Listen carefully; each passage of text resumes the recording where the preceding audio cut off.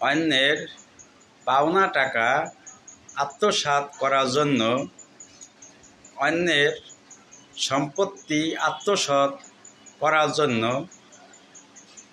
তাকে ধ্বংস করার পরিকল্পনা করে কারো ধ্বংস করা যায় না, বরং যে ধ্বংস করার পরিকল্পনা করে কোনো না কোনোভাবে সে নিজেই ধ্বংস হয়ে যায়।